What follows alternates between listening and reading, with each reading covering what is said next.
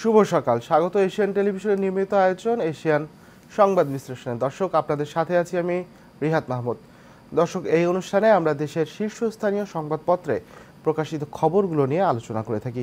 চলুন দেখে নেই কী কী সংবাদ প্রকাশিত হয়েছে আজকের খবরের কাগজগুলোতে। দর্শক, আমার হাতে শুরুতেই যে পত্রিকাটি রয়েছে সেটির নাম দৈনিক দেশ রূপান্তর। তারা প্রধান যে শিরোনাম করেছে সেটি হলো জানুয়ারিতে ফিরতে পারেন তারেক রহমান। দর্শক, জানেন আপনারা যে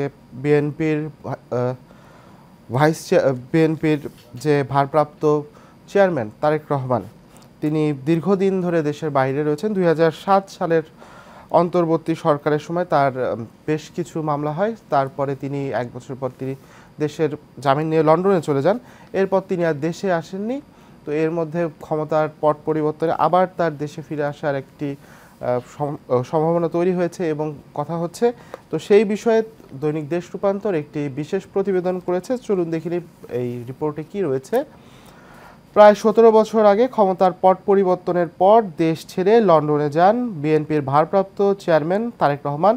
এবার পালাবদলের পর নির্বাসন থেকে তার দেশে ফেরার সুযোগ তৈরি হয়েছে। দলটির একাধিক নেতার সঙ্গে কথা বলে জানা গেছে, আসছে জানুয়ারিতে তারেক রহমান দেশে ফেরার পরিকল্পনা করছেন। তিনি দেশে ফেরার জন্য উদ্গ্রীব হয়ে রয়েছেন। গত 5 আগস্ট আওয়ামী লীগ সরকারের পতনের পর অন্তর্বর্তী সরকার দায়িত্ব নেয়। এরপরই তারেক রহমানের দেশে ফেরার বিষয়টি জোরালোভাবে আলোচনায় আসে। এরই মধ্যে মামলা প্রত্যাহারের বিষয়ে সরকারকে অনুরোধ করা হয়েছে বিএনপির পক্ষ থেকে। মামলা মোকাবেলার বিষয়ে বিএনপিতে দুই মত, এই ধরনের একটি সংবাদ তারা প্রকাশ করেছে দেশ রূপান্তরের আরেকটি সংবাদ যেটি দেখছি সেটি হচ্ছে দুঃখ প্রকাশ করে বিদায় বেলায় পাশে চান সবাইকে সাকিব। দর্শক, জানেন দেশ সেরা ক্রিকেটার সাকিব আল হাসান এরই মধ্যে তার অবসর ঘোষণা করেছেন। তিনি গত টি-20 বিশ্বকাপেই তার শেষ টি-20 ম্যাচ খেলে ফেলেছেন। কিছুদিন আগে ভারতের যে দ্বিতীয় টেস্ট ম্যাচ ভারতের বিপক্ষে, সেই টেস্ট ম্যাচের আগের দিন তিনি সংবাদ সম্মেলন করেন এবং তার অবসরের পরিকল্পনা জানান। তিনি মিরপুর টেস্টে সাউথ আফ্রিকার বিপক্ষে বাংলাদেশের যে খেলাটি হবে সেটি খেলে দেশের মাটিতে টেস্ট থেকে তিনি অবসরে যেতে চান এবং ওয়ানডে তিনি চ্যাম্পিয়ন্স ট্রফির পরে অবসরে যেতে চান। তো তিনি গতকাল ফেসবুক একটি পোস্ট করেছেন। সেই ফেসবুক পোস্টে তিনি জানিয়েছেন বৈষম্য বিরোধী ছাত্র আন্দোলনের সময় নীরব থাকার জন্য তিনি দুঃখ প্রকাশ করেছেন এবং যারা এই বৈষম্য বিরোধী ছাত্র জনতার আন্দোলনে শহীদ হয়েছেন, হতাহত হয়েছেন, তাদের প্রতি দুঃখ প্রকাশ করেছেন এবং তিনি তার শেষ যে টেস্ট ম্যাচ দেশের মাটিতে খেলবেন সেই সময় তিনি সবাইকে তার পাশে চেয়েছেন। এই সংবাদটিও দৈনিক দেশ রূপান্তরে শুরুতেই রয়েছে। এছাড়া আইন উপদেষ্টা আশা প্রকাশ করেছেন যে জুলাই আগস্টে যে গণহত্যা হয়েছে সেই জুলাই আগস্টের গণহত্যার বিচার খুব দ্রুতই শুরু করা হবে। 1 মাসের মধ্যে তিনি শুরু করার একটি পরিকল্পনার কথা বলেছেন। এছাড়া আরেকটি সংবাদ আমরা দেখছি, সংসদে আনুপাতিক প্রতিনিধিত্বের প্রস্তাব জামায়াতের। দর্শক, জাতীয় সংসদ নির্বাচনে আনুপাতিক প্রতিনিধিত্বমূলক ব্যবস্থা চালু করা, সংবিধানে স্থায়ীভাবে তত্ত্বাবধায়ক সরকার ব্যবস্থা যুক্ত করা সহ রাষ্ট্র পরিচালনায় বিভিন্ন ক্ষেত্রে সংস্কারের জন্য 41 দফা প্রস্তাব দিয়েছে জামাত। দলটি সংশ্লিষ্ট কিছু প্রতিষ্ঠানের ব্যাপক সংস্কারের পক্ষে মত দিয়ে এসব প্রস্তাব দিয়েছে। গতকাল বুধবার রাজধানীর একটি হোটেলে জামাত সংবাদ সম্মেলন করে তাদের যে রাষ্ট্র পরিচালনার জন্য যে সংস্কারে 41টি প্রস্তাব সেটি দিয়েছে এবং 2 বছরের জন্য চাকরিতে প্রবেশ সীমা 35 করারও তারা প্রস্তাব দিয়েছে। এইটি আরেকটি সংবাদ রয়েছে। এর পাশে রয়েছে রেনুকে পিটিয়ে হত্যায় 1 জনকে ফাঁসি, 4 জনের যাবজ্জীবন কারাদণ্ড। দর্শক, জানেন 5 বছর আগে একটি ঘটনা ঘটেছিল। ছেলে ধরার সন্দেহে এক নারীকে রাজধানীতে পিটিয়ে হত্যা করা হয়েছিল, গণধোলাই দিয়ে হত্যা করা হয়েছিল। সেই মামলার রায় গতকাল হয়েছে। সেই সংবাদটিও দৈনিক দেশ রূপান্তরে দেখছি। এছাড়া টিআইবি একটি গতকাল প্রতিবেদন প্রকাশ করেছে, যে প্রতিবেদনটি দেখা যাচ্ছে দশকের সড়ক সেতুতে দুর্নীতি 50,000 কোটি, ত্রিপক্ষীয় আতাতে 23 থেকে 40% অর্থ লোপাট, ঠিকাদাররা নির্মাণ কাজে নিম্নমানের উপকরণ ব্যবহার করেন, এই সংক্রান্ত একটি সংবাদ প্রকাশ করা হয়েছে। এছাড়া জয় ও পলকের নামে মামলা হয়েছে, তারা 11 কোটি নাগরিকের তথ্য 20,000 কোটিতে বিক্রি করেছে, এই সংক্রান্ত একটি সংবাদ রয়েছে। সংবাদটি রয়েছে। এছাড়া নিত্যপণ্যের দাম নিয়েও দেখা যাচ্ছে দৈনিক দেশ রূপান্তর একটি প্রতিবেদন করেছে। আগস্টে বন্যা হয়েছিল দেশের দক্ষিণ পূর্বাঞ্চলে, অক্টোবরের শুরুতে এসে প্লাবিত হয়েছে তিস্তা ও ব্রহ্মপুত্রের অববাহিকা। ওই দুই বন্যায় কিছু ফসলের ক্ষতি হয়েছে, আর সেই অজুহাতে রাজধানীর বাজারে সবজির দাম হয়েছে উস্ফলন। সরকারি হিসাব শেষ 10 দিনে রাজধানীর ঢাকার বাজারগুলোতে সব ধরনের সবজির দাম বেড়ে প্রায় দ্বিগুণ হয়েছে। কোনো কোনো সবজির দাম 3 গুণের বেশি বেড়ে ছাড়িয়েছে দ্বিশতকের ঘর। এই সংবাদটি রয়েছে। স্বরাষ্ট্রমন্ত্রীর চেয়েও সম্পদ বেশি এসপিদের, এই সংক্রান্ত একটি সংবাদ রয়েছে। আর দিল্লি বহু দূর, সানরাইজার্স হায়দ্রাবাদের হয়ে আইপিএলে দিল্লির অরুণ জেটলি স্টেডিয়ামে 27 বলে 37 রানের একটি ইনিংস খেলেছিলেন নীতিশ কুমার রেড্ডি। তরুণ এই অলরাউন্ডার ভারতীয় দলের সুযোগ পেয়েছেন বাংলাদেশের বিপক্ষে এই সিরিজে। শীর্ষ ক্রিকেটারদের অনুপস্থিতিতে সেই নীতিশকে 5 রানে থাকতে জীবন দিলেন লিটন দাস। দর্শক, এটি বুঝতেই পারছেন যে গতকাল বাংলাদেশ এবং ভারতের মধ্যেকার দ্বিতীয় যে টি-20 ম্যাচ হয়েছে, সেই দ্বিতীয় টি-20 ম্যাচে বাংলাদেশ বড় ব্যবধানে হেরেছে, সেই সংবাদটি প্রকাশিত হয়েছে। দর্শক, এই ছিল দৈনিক দেশ রূপান্তরের আজকের সংবাদ।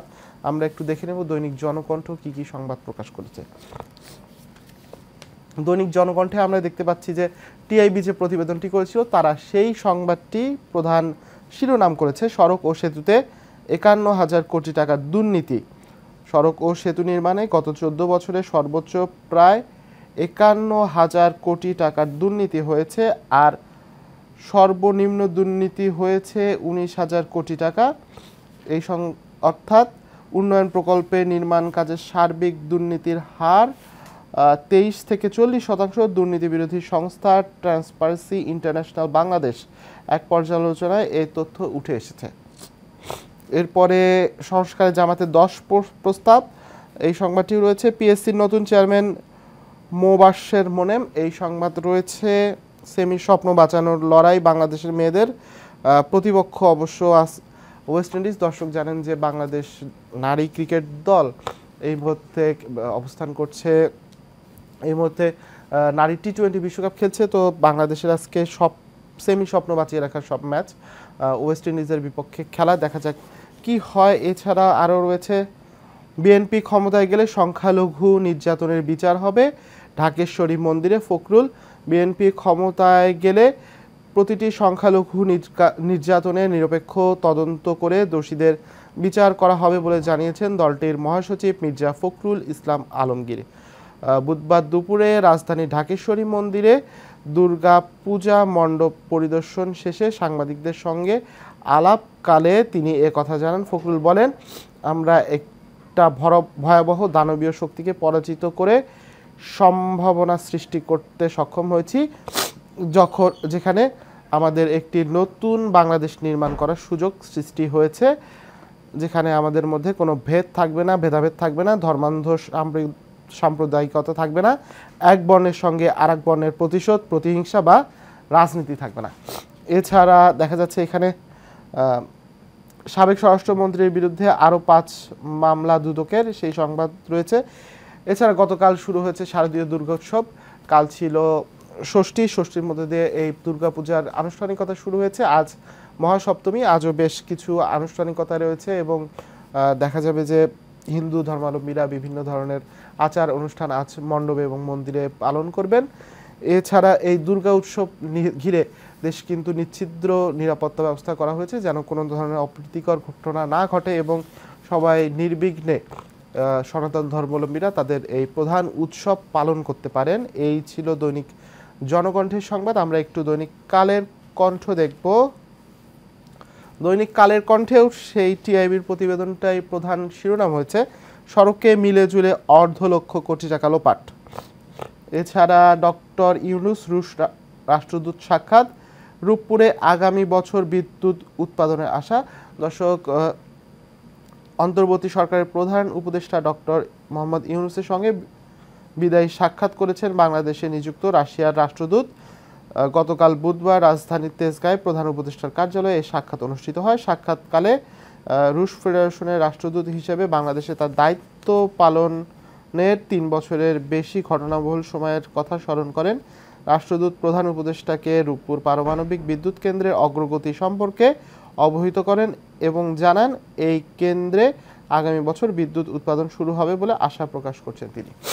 এই একটি সংবাদ রয়েছে। এছাড়া দেখা যাচ্ছে সাবেক প্রতিমন্ত্রীর দুর্নীতি, জল স্থলের দখলবাজ মহিব, দুর্নীতির আইকন তাকসিম দেশেই আত্মগোপনে, এবং আসাদুজ্জামান ও স্ত্রীর সন্তানের বিরুদ্ধে দুদকের 4 মামলা, রাষ্ট্র সংস্কারের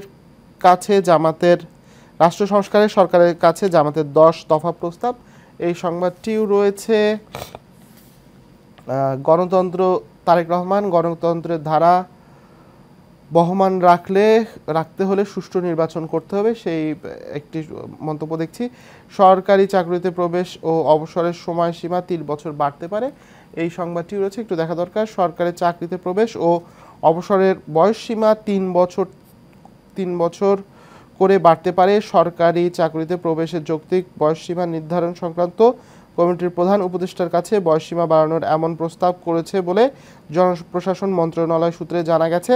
আগামী সপ্তাহে বিষয়টি আনুষ্ঠানিকভাবে জানানো যেতে পারে, এই সংবাদটি রয়েছে। এছাড়া গতকাল বাংলাদেশ যে ভারতের কাছে হেরেছে বড় ব্যবধানে, সেই সংবাদটি রয়েছে। বাংলাদেশ যদিও বল হাতে বেশ ভালো সূচনা করেছিল, তবে ভারতের দুই ব্যাটার দল ম্যাচটি বাংলাদেশ থেকে দূরে সরিয়ে দেয়, প্রায় 200-র উপরে রান নিয়ে যায়। তো পরবর্তীতে বাংলাদেশের ব্যাটসম্যানরাও এর খুব একটা ভালো জবাব দিতে পারেনি, যার ফলাফল হয়েছে বড় ব্যবধানে হার। একমাত্র মাহমুদুল্লাহ রিয়াদ, যদিও তিনি টি-20 সুলভ ব্যাটিং করেনি, তবুও 41 রানের একটি ইনিংস খেলেছিলেন। দর্শক, এশিয়ান সংবাদ বিশ্লেষণের সময় হলো একটা বিরতির, ফিরছি কিছুক্ষণ পর, সঙ্গেই থাকুন। দর্শক, বিরতির পর আবারও স্বাগত এশিয়ান সংবাদ বিশ্লেষণে। আমাদের হাতে এখন রয়েছে দৈনিক যুগান্তর। চলুন দেখে নিই তারা কী কী সংবাদ করেছে। আওয়ামী লীগ সরকারের 15 বছর, অর্থনীতির সূচকে লুকোচুরি, মূল্যস্ফীতির তথ্য লুকিয়ে আর্থিক খাতের চিত্র আড়াল, কৃত্রিমভাবে খেলাপি ঋণ কমিয়ে রাখা হয়, সংকোচনমুখী মুদ্রানীতি ঘোষণার পরেও টাকা ছাপিয়ে বাজারে ছাড়া হয়, লুকিয়ে ছাপানোর টাকা বাজারে ছাড় ও সংকোচনমুখী মুদ্রানীতির অনুসরণ পরস্পর বিরোধী, এই সংক্রান্ত একটি সংবাদ রয়েছে। এর পাশে একটি সংবাদ দেখতে পাচ্ছি আমরা, চাপা দিয়ে টেনে নেয় কিছু দূর, বাসের প্রতিযোগিতায় প্রাণ গেল তরুণীর। রাজধানীর বাড্ডায় 2 বাসের প্রতিযোগিতায় প্রাণ গেল তাসনিম জাহান আইরিন নামের এক তরুণীর। একটি বাস তাকে চাপা দিয়ে কিছু দূরে টেনে নিয়ে যায়, এতে ঘটনাস্থলেই তার মৃত্যু হয়। আইরিন নেক্সট ভেঞ্চার নামে একটি প্রতিষ্ঠানে চাকরি করতেন। এই ঘটনায় তার বোন নুসরাত জাহান জেরিন গুরুতর আহত হয়েছেন, তিনিও একই প্রতিষ্ঠানে চাকরি করেন। বুধবার সকালে উত্তর বাড্ডার প্রগতি সরণি এলাকায় ফুজি ট্রেড সেন্টারের সামনে এই ঘটনা ঘটে।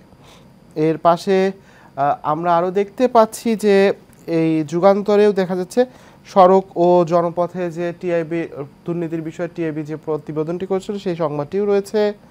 এছাড়া বাড্ডায় ছেলে ধরার সন্দেহে রেনুকে যে হত্যা করা হয়েছিল গণধোলাই দিয়ে, সেই হত্যা মামলার রায়টিও এখানে উঠে এসেছে। এছাড়া জমির নেশায় বুধ ছিলেন সাবেক এমপি আয়ন, সাবেক এমপি আয়নের একটি দুর্নীতির চিত্র তারা তুলে ধরেছে।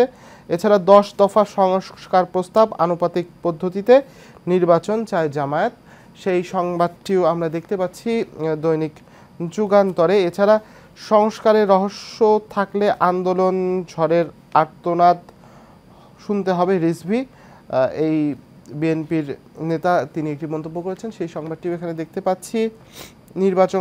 নির্বাচন ব্যবস্থা সংস্কার কমিশনের বৈঠক, স্টেক হোল্ডারদের মতামতের পর চূড়ান্ত সুপারিশ, এই সংবাদটি একটু দেখা দরকার। রাজনৈতিক দলসহ স্টেক হোল্ডারদের মতামত নিয়ে সুপারিশ চূড়ান্ত করবে নির্বাচন ব্যবস্থা সংস্কার কমিশন। এক্ষেত্রে রাজনৈতিক দলগুলোর কাছ থেকে সুপারিশের আহ্বান করতে পারে কমিশন। সুপারিশ দিতে 3 মাস সময় বেঁধে দেয়ায় রাজনৈতিক দলগুলোর সঙ্গে সংলাপের বিষয়ে এখনও সিদ্ধান্ত হয়নি। এই বিষয়ে অন্তর্বর্তী সরকারের সঙ্গে আলোচনা করবে কমিশন। বুধবার নির্বাচন ভবনে নির্বাচন ব্যবস্থা সংস্কার কমিশনের বৈঠকে এসব বিষয়ে আলোচনা হয়। দর্শক, এই ছিল দৈনিক যুগান্তরের সংবাদ। আমরা একটু দৈনিক ইত্তেফাক কি সংবাদ প্রকাশিত করেছে সেটা একটু দেখব। দৈনিক ইত্তেফাকের যেটা দেখা যাচ্ছে যে প্রধান শিরোনাম, গণপিটুনিতে রেনু হত্যা, এক আসামির মৃত্যুদণ্ড, যাবজ্জীবন 4 জনের। গণপিটুনির নামে মানুষ হত্যার লাইসেন্স দেয়া হলে তা সমাজের জন্য আতঙ্ক, বিচারক মন্তব্য করেছেন। 5 বছর আগে বাড্ডায় গণপিটুনির শিকার হয়ে নিহত তাসলিমা বেগম রেনু হত্যা মামলায় 1 জনকে মৃত্যুদণ্ড ও 4 জনকে যাবজ্জীবন কারাদণ্ড দিয়েছেন আদালত। গতকাল বুধবার ঢাকা 6ষ্ঠ অতিরিক্ত মহানগর দায়রা জজ মোহাম্মদ মোর্শেদ আলম এ রায় দেন। সত্য ও সুন্দর আরাধনা দুর্গোৎসব প্রধান উপদেষ্টা শারদীয় দুর্গোৎসব উপলক্ষে বাণী দিয়েছেন, সেই সংবাদটিও এখানে রয়েছে। কর্মবিরতিতে নার্সরা রোগীদের সীমাহীন ভোগান্তি, এই সংবাদটি এখানে উঠে এসেছে। নার্সিং ও মিডওয়াইফারি অধিদপ্তর থেকে সব ক্যাডারকে প্রত্যাহার করে অভিজ্ঞ নার্সদের পদায়নের 1 দফা দাবিতে কর্মবিরতি পালন করছে নার্সরা। দর্শক, নার্সরা যদি কর্মবিরতিতে যান তো সীমাহীন ভোগান্তিতে পড়তে হয় রোগীদের, যেসব রোগীরা হসপিটালে রয়েছেন, সেই সংবাদটি রয়েছে। আজ মহাসপ্তমী, ভোরে কলাবউ স্নান, মূল্যস্ফীতি কমেছে, শিগগিরই স্বস্তি আসবে অর্থ উপদেষ্টা, এই সংবাদটিও রয়েছে। দর্শক, এই ছিল দৈনিক ইত্তেফাকের সংবাদ। আমরা একটু দেখে নেব দৈনিক বাংলাদেশ প্রতিদিন কি সংবাদ প্রকাশ করেছে। বেকারদের থেকেও বিপুল আয়, সরকারি চাকরির আবেদন ফি জোগাড় করতে গিয়ে নাজেহাল, বেকারত্ব অভিশাপে ভোগা তরুণ সমাজ।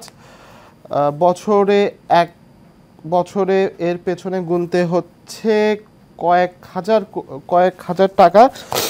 আবেদন ফি জোগাড় করতে অনেক নিম্ন আয়ের পরিবারের সন্তানকে টিউশনির পাশাপাশি উপোস পর্যন্ত করতে হচ্ছে। আর এবার অর্থ জোগাড় করতে না পেরে অনেকে পছন্দের চাকরিতে আবেদনের সুযোগ হারাচ্ছেন। এর পাশে রয়েছে শপথ নিলেন হাইকোর্টের নতুন 23 বিচারপতি। সুপ্রিম কোর্টের হাইকোর্ট বিভাগের অতিরিক্ত হিসেবে নিয়োগ পাওয়া নতুন 23 বিচারপতি শপথ নিয়েছেন। গতকাল সুপ্রিম কোর্টের জাজেস লাউঞ্জে এক শপথ বাক্য পাঠ করান প্রধান বিচারপতি সৈয়দ রেফাত আহমেদ। রূপপুরে ঋণ পরিশোধের সমস্যা সমাধান করবে সরকার। রূপপুর পারমাণবিক বিদ্যুৎ কেন্দ্রের ঋণ পরিশোধ নিয়ে যে জটিলতা তৈরি হয়েছে, অন্তর্বর্তী সরকার তা সমাধান করবে বলে ঢাকায় নিযুক্ত রাশিয়ার বিদায়ী রাষ্ট্রদূত প্রধান উপদেষ্টাকে এই বিষয়ে জানিয়েছেন। এই সংবাদটিও রয়েছে দৈনিক বাংলাদেশ প্রতিদিনে। আমরা একটু দৈনিক প্রথম আলো দেখে নিতে চাই। বাজার সামলাতে হিমশিম অবস্থা। আওয়ামী লীগ সরকারের পতনের আগে বাজারে নিত্যপণ্যের দাম ছিল অত্যন্ত চড়া। নতুন অন্তর্বর্তী সরকারের দায়িত্ব নেয়ার পর দ্রব্যমূল্য আরও বেড়েছে, এই সংক্রান্ত সংবাদ রয়েছে দৈনিক প্রথম আলোতে। দর্শক, আজকের সংবাদপত্রগুলোতে যে সংবাদ আমরা দেখেছি সেটি হচ্ছে জামাত রাষ্ট্র সংস্কারে একটি প্রস্তাবনা দিয়েছে। এছাড়া দেখা যাচ্ছে যে সাকিব আল হাসান তিনি দেশবাসীর কাছে ক্ষমা চেয়েছেন। দেশ সেরা ক্রিকেটার তিনি, অবসর আগে তিনি ক্ষমা চাইলেন। বৈষম্য বিরোধী ছাত্র আন্দোলনে তার ভূমিকার নিয়ে তিনি ক্ষমা চেয়েছেন। এছাড়া দেখা গেছে প্রধান উপদেষ্টার সঙ্গে গতকাল রাশিয়ার রাষ্ট্রদূত দেখা করেছেন। আর শারদীয় দুর্গোৎসব শুরু হয়েছে, এই সব সংবাদ আজকের পত্রিকাগুলোতে উঠে এসেছে। দর্শক, এশিয়ান সংবাদ বিশ্লেষণ আজ এ পর্যন্তই। আগামীকাল আবারও একই সময় দেখা হবে। ততক্ষণ সবাই সুস্থ থাকুন, ভালো থাকুন, এশিয়ান টেলিভিশনের সঙ্গে থাকুন।